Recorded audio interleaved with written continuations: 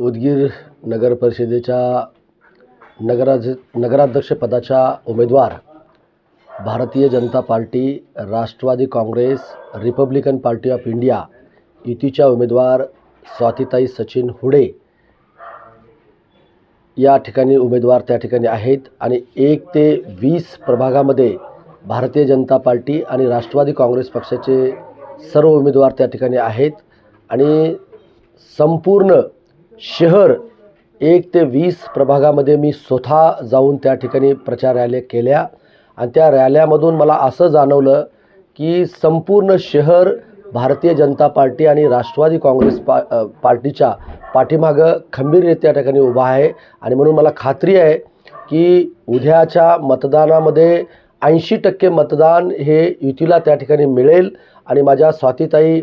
सचिन हुडे ह्या प्रचंड बहुमताने त्या ठिकाणी निवडून येतील आणि 40च्या 40 उमेदवार त्या ठिकाणी निवडून आमचे त्या ठिकाणी येणार आहेत। म्हणून मी आपल्या चॅनलच्या मार्फत